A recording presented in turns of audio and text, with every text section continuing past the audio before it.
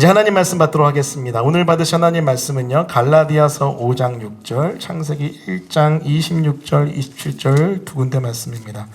갈라디아서 5장 6절, 창세기 1장 26, 27. 여러분 가지고 오신 성경 혹은 어플 앞에 PPT 보시면서 같이 하나님 말씀 받도록 하겠습니다. 우리 같이 쭉 읽겠습니다. 자, 시작. 그리스도 예수 안에서는 할례나 무할례나 효력이 없으되 사랑으로서 역사하는 믿음뿐이니라. 하나님이 이르시되 우리의 형상을 따라 우리의 모양대로 우리가 사람을 만들고 그들로 바다의 물고기와 하늘의 새와 가축과 온 땅 모든 것을 다스리게 하자 하시고, 하나님이 자기 형상 곧 하나님의 형상대로 사람을 창조하시되 남자와 여자를 창조하시고. 아멘. 네, 오늘 말씀은요, 갈라디아서 5장 6절, 창세기 1장 26절, 27절 말씀을 본문으로 복음 중심 삶 7번째 시간입니다. 복음은 개인을 넘어 공동체를 품게 한다. 복음은 개인을 넘어 공동체를 품게 한다는 제목의 하나님 말씀을 증거하겠습니다. 오늘 설교는요, 질문 한 가지 드리면서 시작해보고 싶습니다. 여러분, 개인이 중요할까요? 공동체가 중요할까요? 좀 어렵나요? 좀 이해하기 쉽게. 여러분, 이 모든 것들의 주인이 개인일까요? 공동체일까요? 개인이 주인이라고 생각한다면요, 사람들은 자유를 강조할 것입니다. 그리고 공동체가 주인이라고 생각하면요, 평등과 분배를 중요시 여길 거예요. 소위 말하는 이데올로기 관점에서 보면요, 이렇게 개인이 주인인 곳은요, 우파의 색깔을 띠고요, 공동체가 주인이다라고 하는 곳에서는 좌파의 색깔을 띱니다. 자, 그런데 여러분, 우리의 모든 생각과 세계관은요, 반드시 성경의 계시 아래에 있어야 됩니다. 소위 말하는 계시 의존적 사고. 여러분, 따라해 볼까요? 그 생각 성경적입니까? 과연 우리가 하고 있는 생각이 성경에서 말하는 성경적 세계관인지 살펴봐야 된다는 얘기예요. 자, 성경의 세계관에서 보면은요, 이 개인이 주인인가 공동체가 주인인가, 이 두 것은요, 두 가지는요, 다 틀린 얘기입니다. 자, 왜 그렇습니까? 성경은 개인도 아닌 공동체도 아닌 누가 주인이에요? 하나님이 주인입니다. 이 관점에서 보면은요, 우리의 시선이 좀 바뀌는 걸 알 수 있어요. 로마서 11장 36절, 제가 안 가져왔는데 들어보세요. 이는 만물이 주에게서 나고 주로 말미암고 주에게로 돌아감이라 그에게 영광이 세세에 있을지어다. 아멘. 무엇을 말합니까? 만물의 주인이 개인도 아니고 공동체도 아니고 하나님이라고 가르치고 있습니다. 둘 다 틀린 거죠. 하나님이 주인입니다. 하지만 하나님은 개인도 사랑하시고요, 공동체도 사랑하십니다. 와우! 개인의 자유도 존중하시고 공동체의 평등도 귀하게 여기십니다. 기억하십시오. 하나님은 개인과 공동체 모두 소중히 여기시고 사랑하시고 자유와 평등 둘 다 귀하다 생각하십니다. 그러나 주인은 누구예요? 하나님이십니다. 그래서 여러분, 어떤 분이 저한테 성경적 세계관으로 이데올로기 관점에서 좌가 맞습니까? 우가 맞습니까? 하면 전 이렇게 얘기합니다. 위가 맞습니다. 중도가 아니에요. 이거는 위예요. 위. 위의 관점에서 여러분, 우리는요, 개인의 자유와 공동체의 분배 다 품을 수 있는 하나님의 사람들이고, 그리고 위의 관점에서 봤을 때, 우리 주님이 주인의 관점에서 봤을 때 오른쪽이 잘못하면요 지적할 수도 있고요, 왼쪽이 실수하면은요 책망할 수도 있어야 되는 것입니다. 그것이 바로 위의 관점, 하나님의 나라의 관점, 하나님이 주인인 관점이죠. 자, 그런데 둘 다 틀렸지만 둘 다 사랑하시는 이 복음과 하나님 나라의 관점, 그 관점이 우리가 지켜야 될 관점인데, 하지만 여러분, 이 시대의 흐름을 보십시오. 요즘 우리가 사는 이 시대의 흐름은요, 여러분, 공동체를 중요시 여기는 흐름일까요? 개인을 중요시 여기는 흐름일까요? 사실 많은 경우 우리는요, 개인을 중요시 여기는 개인주의와 이것의 첨예한 끝판왕인 이기주의에 빠져 있는 것을 볼 수 있어요. 여러분, 우리는 다 시대의 자녀들, 아들, 딸들이에요. 그래서 여러분, 이 시대가 개인주의와 이기주의를 향하여 치닫고 있을 때 우리의 신앙도요, 그렇게 변해가는 걸 알 수 있습니다. 사실 여러분, 70년대, 80년대, 90년대 한국교회에 증거된 메시지가 사실은 개인주의적 메시지, 개인의 구원과 개인의 복과 개인의 성화와 개인의 영화에 관련된 메시지가 많았습니다. 하지만 여러분, 기억하십시오. 복음은요, 개인도 사랑하지만 공동체도 사랑합니다. 그게 바로 성경의 메시지인 거예요. 따라해 보겠습니다. 복음은 개인을 넘어 공동체도 품게 한다. 도대체 왜 그럴까요? 왜 성경은 또 복음은 개인을 넘어 공동체를 품는다라고 이야기할까요? 오늘은요 그 이유를 세 가지 살펴보면서 은혜를 누리고자 합니다. 그래서 여러분 개인도 사랑하지만 공동체도 사랑하고 그런 하나님과 복음의 관점을 여러분 가지시고 공동체를 향하여 나아가는 우리 모두가 되었으면 좋겠습니다. 자, 그렇다면 복음은 개인을 넘어 공동체를 품게 하는 이유 첫 번째는요. 복음은 개인을 넘어 공동체를 회복시켰기 때문이에요. 따라해 봅니다. 복음은 개인을 넘어 공동체를 회복시켰다. 자, 오늘 창세기 1장 26절 27절 말씀 한번 다시 읽어보겠습니다. 제가 읽어볼게요. 여러분 따라오세요. 하나님이 이르시되 우리의 형상을 따라 우리의 모양대로 우리가 사람을 만들고 그들로 바다의 물고기와 하늘의 새와 가축과 온 땅과 땅에 기는 모든 것을 다스리게 하자 하시고 하나님이 자기 형상 곧 하나님의 형상대로 사람을 창조하시되 남자와 여자를 창조하시고. 자, 그럼 1장 26절 말씀 보시면 여러분 반복되는 하나의 단어가 있습니다. 뭐죠?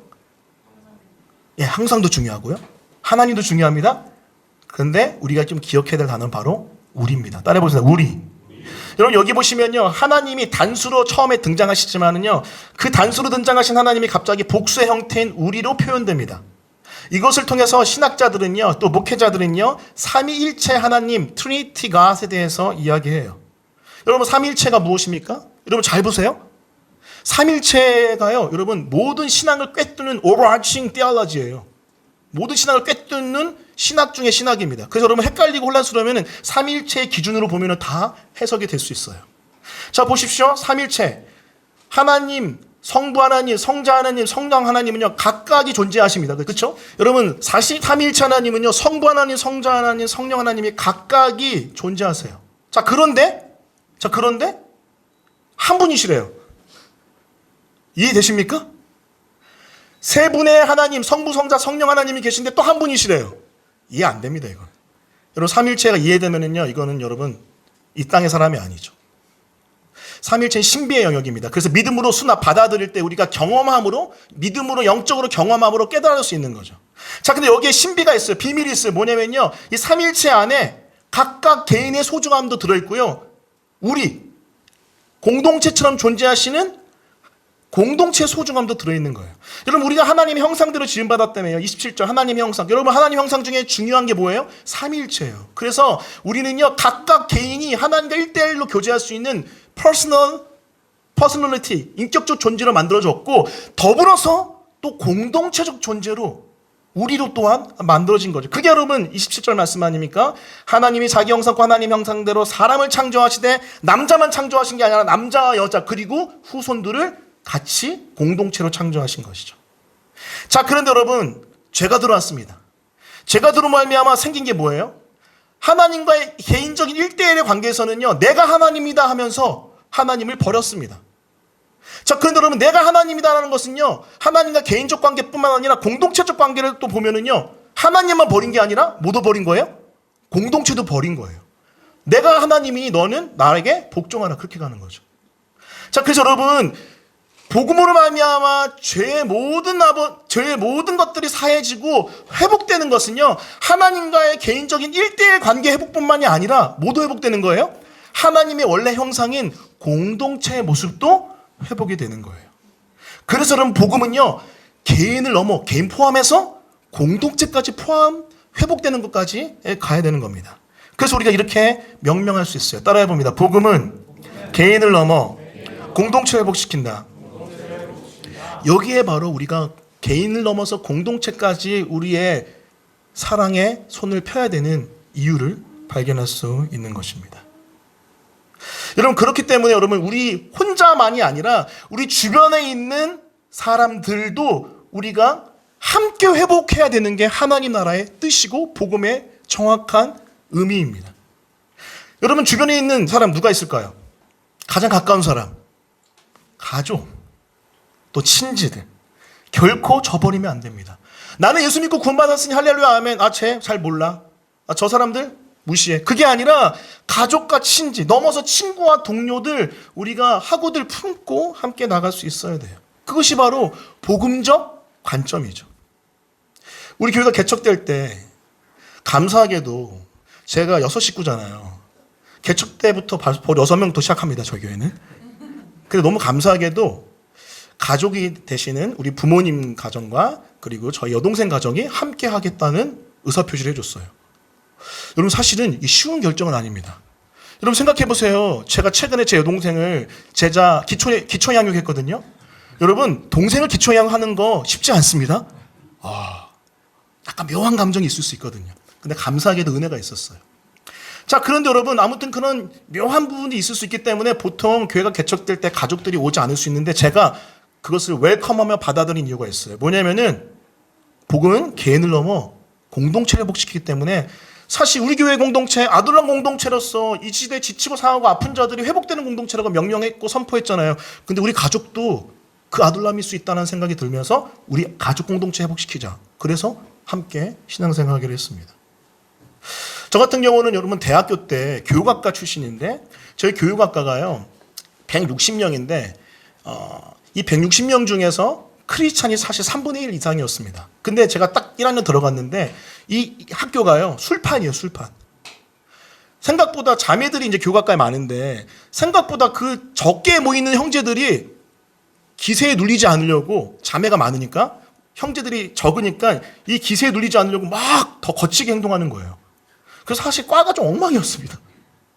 근데 그때 하나님께서 주셨던 마음이 뭐냐면요. 여기에 있는 기독교인들을 깨우고 복음을 믿지 않는 자들을 품으라는 마음을 주셨어요. 사실 저는 그때 CCC 1년 동안 활동하고 있었거든요. 그래서 CCC C맨으로 건너가기 직전이었습니다. 이제 거지 전도 가면은 진짜 C맨이 되는 거예요. 그 과정이 있거든요. 근데 그때 CCC냐 교육학과 에베네셀 학회냐 공동체냐 선택의 기로에 섰어요. 근데 저는 CCC를 내려놓고 이걸 선택했어요. 왠지 아십니까?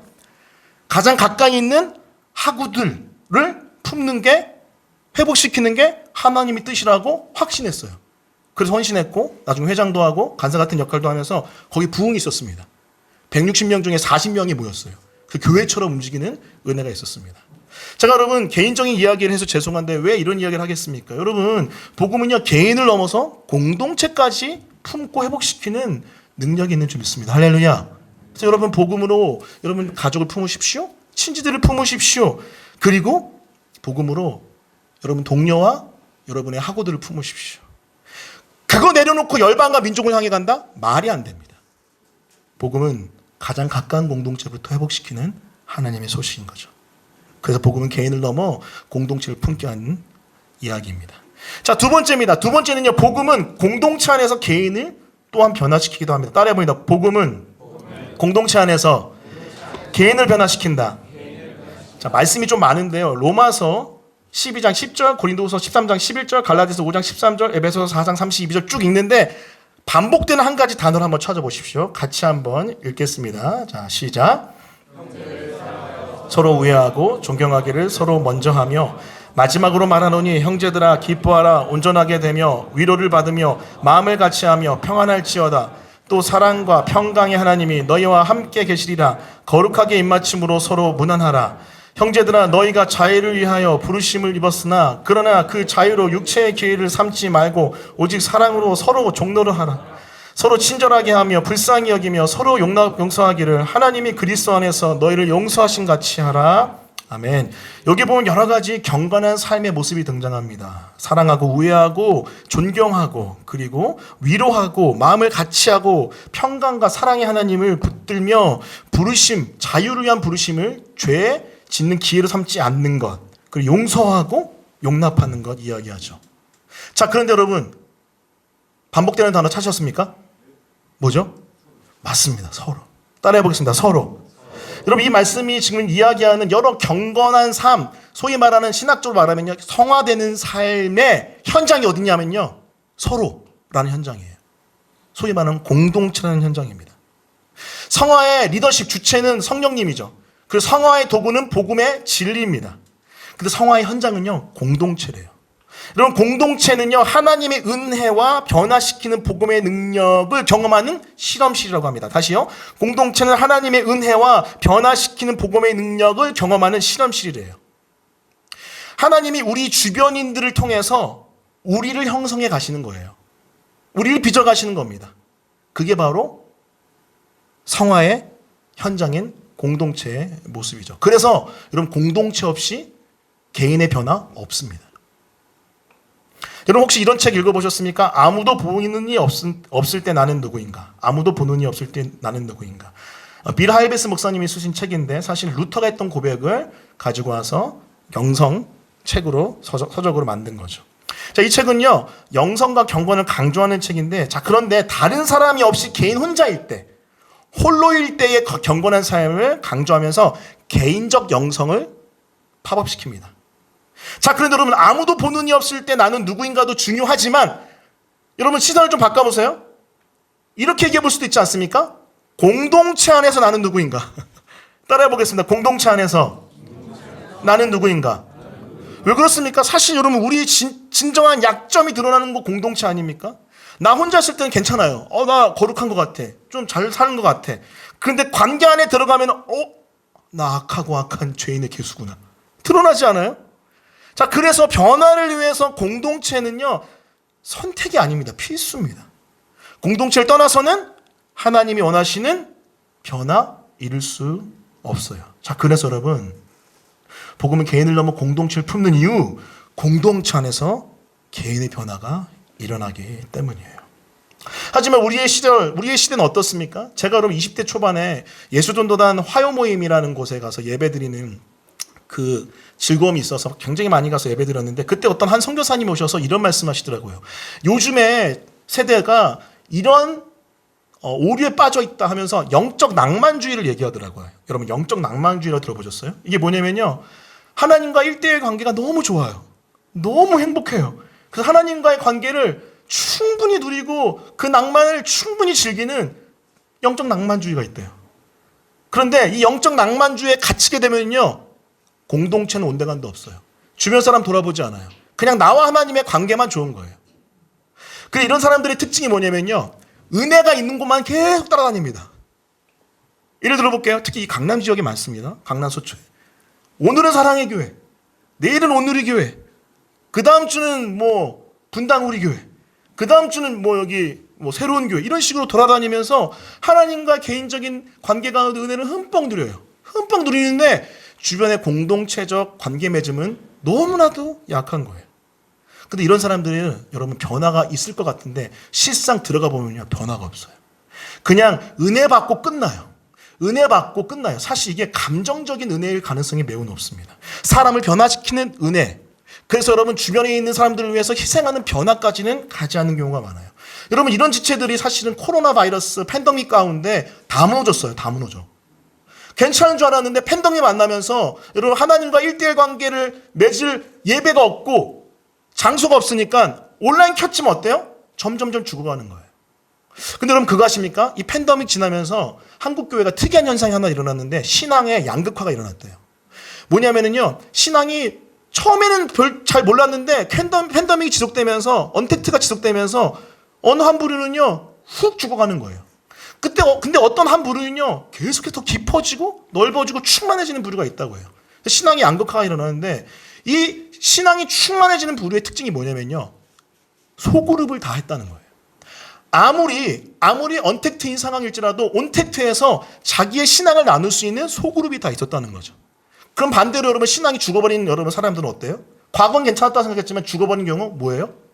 소그룹이 없는 거예요. 마음을 나눌 관계가 없는 거예요. 그냥 영적 낭만주의에 빠져서 여기 교회 저기 교회 차단했던 사람들 다 쓸려갔습니다. 여러분 가나안 성도가요 200만 300만 가까이 된대요. 이게 무슨 일입니까 도대체? 그게 지금 우리의 현실입니다. 여러분 도전합니다. 여러분 공동체 안으로 들어오십시오. 진정한 변화와 성숙과 하나님의 능력을 맛보고 싶습니까? 공동체 안으로 들어오십시오. 자, 그럴 때 그 공동체에서 역사하시는 하나님의 복음의 역사가 여러분 개개인을 변화시킬 줄 믿습니다. 여러분 제가 자주 증거하는 메시지 있잖아요. 여러분 관계를 통해 증거된 메시지가 영혼을 변화시킵니다. 따라해 보겠습니다. 관계를 통해 증거된 메시지가 변화를 일으킨다. 그 관계, 공동체 안에서 흘러들어오는 메시지가 나를 변화시키지 단순한 지식으로는 한계가 있습니다. 그래서 공동체 안에 들어와 함께 부대끼며 변화를 경험하는 것, 그것이 바로 복음은 공동체 안에서 개인을 변화시킨다는 메시지예요. 자, 첫 번째는 복음은 개인을 넘어 공동체를 회복시키고요. 자, 두 번째는 복음을 공동체 안에서 개인을 변화시킵니다. 자, 그렇다면 구체적으로 복음이 어떻게 공동체, 개인을 넘어 공동체까지 품게 할까요? 구체적인 방법이 뭘까요? 그것은 바로 복음을 믿음으로, 개인적인 믿음 가운데 공동체를 향한 사랑이 꼽히게 됩니다. 그럴 때 여러분, 개인을 넘어 공동체까지 품을 수 있죠. 자, 갈라디아서 5장 6절 말씀 같이 큰 목소리를 읽겠습니다. 네, 같이 읽겠습니다. 시작. 그리스도 예수 안에서는 할례나 무할례나 효력이 없으되 사랑으로서 역사하는 믿음 뿐이니라. 자, 여러분 이 말씀 보시면요, 사람이 그 복음 가운데 사람들을 사랑하기 위해서는요 참 쉽지 않은 어려움들을 만납니다. 왜냐면 우리 안에 능력이 없잖아요. 그래서 사람이 두 가지로 반응한대요. 하나는요, 체념한대요. 에이, 그냥 안 돼, 나 몰라, 안 할래. 그리고 어느 경우는요, 그래 나는 결심했어 하고 다짐한다고 합니다. 어떤 경우는 체념하고 어떤 경우는 다짐하는데, 사실 여러분 체념은 말할 것도 없이, 여러분 우리가 아무리 다짐한다 한들 우리가 죄인인데 어떻게 여러분 다른 사람들을 사랑할 수 있겠어요? 자, 그때 필요한 게 뭐냐면요, 바로 복음입니다. 오늘 말씀 후반부 보시면요 이렇게 돼 있죠. 따라해봅니다. 사랑으로서 역사하는 믿음. 여러분 우리가요 무슨 믿음이 필요하냐면요, 사랑으로서 역사하는 믿음이 필요한데, 이걸 자세히 설명해 볼게요. 우리는요 개인적으로 하나님의 십자가 사랑을 믿는, 그 복음을 믿는 믿음이 있습니다. 자, 여러분 우리 안에 사랑이 없어요. 하지만 우리가 우리를 사랑하신 그 주님의 십자가 사랑을 믿는 믿음이 있을 때 우리 안에 뭐가 쏟아져 들어와요? 하나님의 사랑이 쏟아져 들어옵니다. 그렇게 쏟아져 들어온 사랑은요 여기 안에 가만히 머물러 있지 않고요 다른 사람을 향해 흘러간다고요. 그게 바로 여러분 믿음인데, 그 믿음의 결과로서 사랑이 역사하는 믿음인 거예요. 이게 바로 여러분 원리고 비밀입니다. 우리 힘으로 어떻게 여러분 공동체 다른 사람을 사랑할 수 있어요? 여러분 우리가 할 수 없게 우리 대신에 모든 것을 이루신 십자가 사랑의 주님을 믿음으로 바라볼 때 그 사랑이 내 안에 부어지고 그 내 안에 부어진 사랑으로 다른 사람을 향하여 나아가는 것, 그것이 바로 복음을 믿음으로 공동체를 향한 사랑이 내 안에 흘러넘치는, 꽃피우는 역사겠죠. 자, 그렇기 때문에 우리는요 요한복음 15장 4절 5절이 너무나 중요해요. 같이 한번 이 말씀 읽어보겠습니다. 같이 읽습니다. 시작. 내 안에 거하라, 나도 너희 안에 거하리라. 가지가 포도나무에 붙어있지 아니하면 스스로 열매를 맺을 수 없음같이 너희도 내 안에 있지 아니하면 그러하리라. 나는 포도나무여 너희는 가지라. 그가 내 안에 내가 그 안에 거하면 사람이 열매를 많이 맺나니 나를 떠나서는 너희가 아무것도 할 수 없습니다. 여러분 열매 맺는 삶을 얘기하잖아요. 근데 여러분 갈라디아서 5장에 있는 성령의 열매와 더불어 곁들여서 여러분 생각한다면 이 열매는 사랑으로부터 시작하는 관계적 열매일 거예요. 자, 여러분 이런 사랑의 관계적 열매를 맺기 위해서 필요한 아주 중요한 전제가 있습니다. 그것은 바로 예수님께 붙어 머물러 있어야 돼요. 말씀 보십시오. 4절 내 안에 거하라, 나도 너희 안에 거하리라. 5절 그가 내 안에 내가 그 안에 거할 때 열매 맺어요. 사랑의 관계의 열매. 여러분 그 안에 거한다는 건 무엇입니까? 여러분 복음을 믿음으로 십자가의 사랑을 계속해서 바라보는 거예요. 단 한순간만 바라보는 게 아니고요 계속해서 바라보는 거예요. 매일 매 순간 여러분 시간을 정해서 복음을 묵상한 가운데 내 안에 쏟아부어지는 그 십자가의 사랑을 계속 바라보며 묵상하는 그 머문, 그냥 머문이 아니라 지속적 머문이 있을 때 내 안에 사랑이 차고 넘쳐 다른 사람을 사랑할 수 있는 힘이 생기는 거죠. 여러분 제가 최근에 복음은 용서하고 용납한다는 설교했잖아요. 그 설교 듣고 몇몇 지체들이 피드백을 주셨는데, 그래서 막 용서하고 용납하는 일들이 있었어요. 자, 그런데 여러분 그렇게 용서하고 용납하려면요 여러분 진짜 중요한 전제가 있습니다. 뭐냐면요 내 안에 계속해서 사랑이 부어져야 돼요. 왜냐하면 용서와 용납은 여러분 단 한순간의 사건이 아니라 그랬잖아요. 용서와 용납은요 프로세스, 과정입니다. 내가 지금 용서했는데 내일 또 싫어할 수 있어. 막 올라오잖아요. 올라올 때 다시 한번 용서해야 돼요. 근데 여러분 그 힘이 안 온다니까요. 내 안에 있지 않다니까요. 그렇기 때문에 우리는 무엇을 지속적으로 바라봐야 돼요? 무엇에 머물러 있어야 돼요? 바로 복음, 그 하나님의 사랑에 계속해서 지속적으로 머물러 있어야 돼요. 그럴 때 여러분 우리는요 지속적으로 계속해서 용서하고 용납할 수 있는 프로세스를 감당할 수 있는 거죠. 사랑하는 성도 여러분, 그렇기 때문에 제가 복음을 줄기차게도 강조하는 겁니다. 따라해 볼게요. 복음은 모든 것을 변화시킨다. 복음에 미쳤어요. 복음에 미쳤어. 맨날 그 사랑만 부르고. 왜요? 이러니까 관계와 공동체를 품는 것도 결국 내 안에 있는 힘으로 할 수 없잖아요. 복음을 믿음 가운데 하나님이 주시는 은혜로 여러분 할 수 있다고요. 그렇기 때문에 우리는 복음 없이 단 한순간도 살 수 없습니다. 그래서 여러분 기초양육, 제자양육, 제자훈련 때 결국 제가 이루려고 하는 핵심이 뭐냐면요, 매일 복음을 묵상하는 시간을 확보하게끔 하는 게 제일 첫 번째 목표입니다. 그래야 그 사랑으로 나를 용납하고 그 사랑으로 그들을 용납할 수 있는 힘이 생기기 때문에 그렇습니다. 여러분 기억하십시오. 여러분 제도를 바꾼다고 해서, 시스템을 바꾼다고 해서 세상은 바뀌지 않습니다. 물론 불의하고 여러분 공의롭지 못한, 정의롭지 못한 것들에 대해서 우리가 이야기해야 되고, 빛과 소금의 역할로서 그런 부분에서, 그런 영역에서 하나님의 나라의 가치를 심어내야겠죠. 자, 그런데 아무리 제도와 시스템이 바뀐다 한들 사람이 안 바뀌면 바뀌지 않습니다. 그럼 사람은 무엇을 통해서 바꿀 수 있을까요? 오직 복음 외에는 없어요. 복음 외에 없어요. 1950년대, 60년대, 70년대에 전 세계 교회에 두 가지 무브먼트가 일어납니다. 하나는요, 에큐메니컬 무브먼트예요. 이건 뭐냐면요, 성경이 말하는 선한 일을 통해서 세상을 바꾸자 하는 움직임이었어요. WCC를 중심으로 왕성하게 일어났습니다. 그 굉장히 큰 파워가 생겼어요. 그래서 많은 일들을 실제로 했습니다. 필요해요. 필요한 부분이 있어요. 그런데 시간이 흐를수록 그 운동은 쇠락했어요.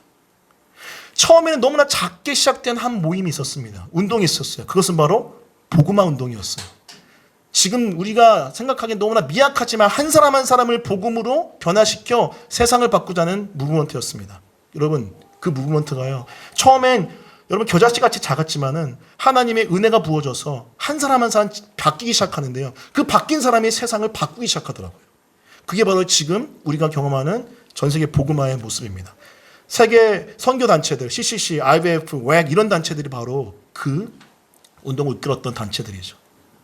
여러분 제가 무엇을 얘기하려고 합니까? 여러분 하나님 나라 중요합니다. 이 땅의 시스템과 구조 바꾸는 것도 소중합니다. 자, 그런데 본질적으로 이 세상을 바꾸는 것은 바로 복음입니다. 할렐루야. 복음 외에는 답이 없어요. 그래서 복음을 증거하고 복음적 삶으로 우리가 변화되어야 되는 거예요. 사람 한 사람의 변화가 중요한 거죠.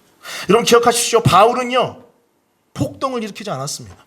여러분 바울은요 데모를 하지 않았습니다. 물론 잘못된 거에 대해서 선지적으로 이야기하죠. 하지만 바울이 택했던 세상을 바꾸는 방법은요, 공동체를 회복하는 방법은요, 복음 증거였습니다. 더뎠지만 여러분 기억하십시오. 300년이 흐른 후에 로마는, 그 세속나라 로마는 하나님의 나라, 기독교 국가로 바뀌었다는 것 우리가 기억해야 됩니다. 여러분 도전합니다. 공동체를 변화시키는 사랑을 여러분 꽃피우고 싶습니까? 복음을 묵상하십시오. 복음을 믿으십시오. 복음적 삶을 위해서 기도하십시오. 자, 그럴 때 그 복음의 능력이 나를 넘어 그들도 회복시키고 변화시키는 사랑의 능력으로 우리 가운데 찾아올 줄 믿습니다. 말씀을 정리하겠습니다. 여러분 오늘 사실 쉬운 설교 아니에요. 예민한 부분도 많아요. 하지만 여러분 증거합니다. 복음은 개인을 넘어 공동체를 품게 합니다. 왜 그렇습니까? 복음은 개인을 넘어 공동체를 회복시키는 소식이기 때문에, 또 복음은 공동체 안에서 개인을 변화시키는 소식이기 때문에 어떻게 합니까? 어떻게 될 수 있죠? 복음을 믿음으로 공동체를 향한 하나님의 사랑이 내 안에 꽃피운다면은 우리는 복음으로 이 땅에 하나님 나라가 오게 할 줄 믿습니다. 그런 은혜가 여러분 개인의 인생 가운데 가득하게, 우리 교회 가운데 가득하기를, 우리 교회가 지금도 따뜻하지만 더욱더 따뜻해지기를 예수님의 이름으로 간절히 축원합니다. 아멘. 우리 다 같이 일어날까요? 오늘 찬양은 어렵지 않은 찬양. 무슨 찬양? 그 사랑. 또 부르겠습니다. 그 다음에 나의 믿음 주께 있네. 복음을 믿음으로 하나님의 사랑이 내 안에 가득 차기 원하는 마음으로 이 시간 믿음으로 같이 함께 고백하며 찬양하도록 하겠습니다. 아버지 사랑 내가 노래해. 아버지 사랑 내가 노래해. 아버지 은혜, 아버지 은혜 내가 노래해. 그 사랑 변함없으신, 거짓 없으신, 성실하신 그 사랑. 상한 갈 때 꺾지 않으시는, 꺼져가는 등불 끄지 않는, 꺼져가는 등불 끄지 않는 그 사랑. 그 사랑 변함없으신, 거짓없으신 성실하신 그 나를 넘어서 나뿐만 아니라 그들을 품는 그 사랑 그 사랑 날 위해 죽으신 날 위해 다시 사신 예수 그리스도 다시 오실 그 사랑 지금도 생명도 천사도 하늘의 어떤 권세도 끊을 수 없는 영원한 그 사랑 예수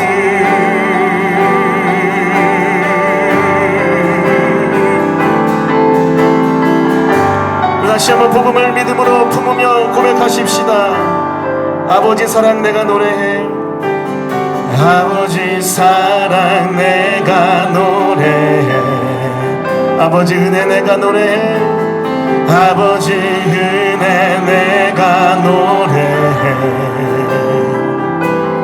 그 사랑 변함없으신 거짓없으신 성실하신 그 사랑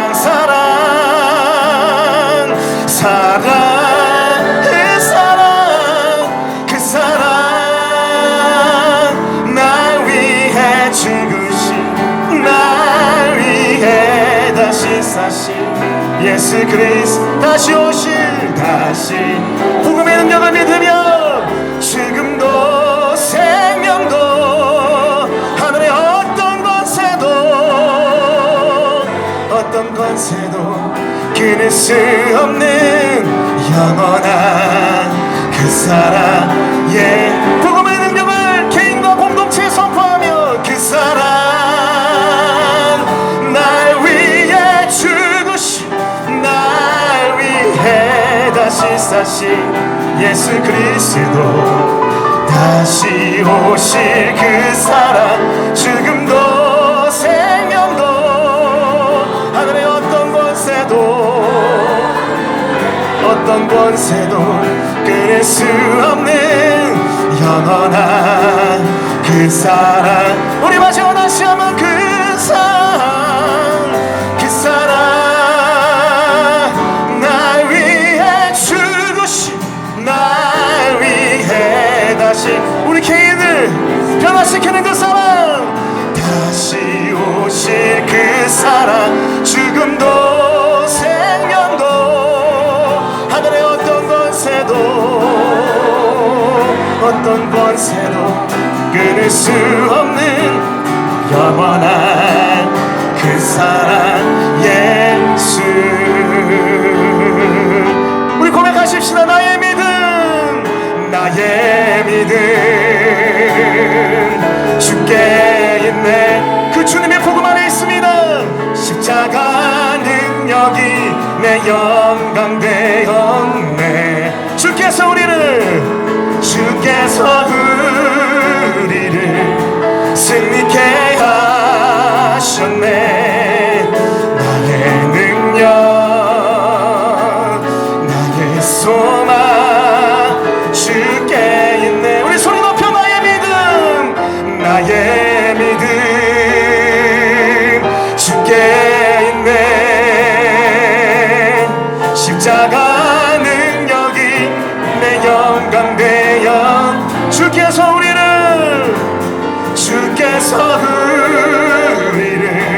승리케 하셨네 나의 능력 나의 소망 오직 예수 이 잠시만 통성으로 기도하며 나아갈 때 그렇습니다. 복음은 개인을 넘어 공동체까지 변화시키고 회복시키시는 하나님의 복음은 또 공동체 안에서 우리를 변화시키는 능력의 복음인 줄 믿습니다. 우리가 복음을 믿음으로 바라볼 때 내 안에 하나님의 사랑이 흘러들어와 다른 사람에게 놀라운 회복의 역사를 일으키는 개인을 넘어 공동체까지 변화시키는 복음의 능력을 경험할 수 있도록 내 영혼에 역사하여 주시옵소서. 우리 교회에 역사하여 주옵소서. 우리 말씀 기억하며 합심하여 통성으로 기도하겠습니다. 기도합니다. 하나님 아버지 시간 간절한 마음으로 말씀을 붙들고 기도합니다. 복음의 능력은 개인을 넘어서, 개인을 변화시킴을 넘어서 하나님 우리 주변에 있는 가정과 우리 주변에 있는 친지와 주변에 있는 아버지 하나님 동료들과 주변에 있는 학우들과 주변에 있는 친구들까지 변화시킬 줄 믿습니다.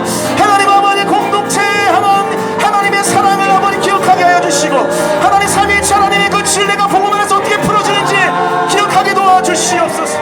특별히 간절히 기도하는 하나님 복음 안에서 우리는 복음 공동체 안에 있을 때 변화를 경험할 수 있습니다. 관계를 통해 증거된 메시지가 사람을 변화시킬진데 공동체 안에 머물게 하여 주십시오.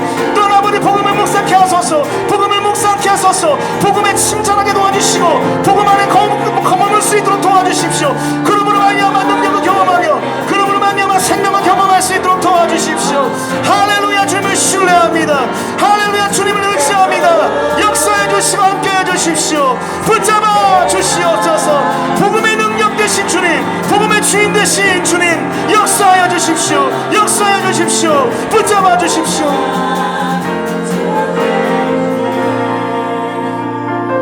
나의 믿음 주께 있네. 십자가 능력이 내 영광 되었네. 주께서 우리를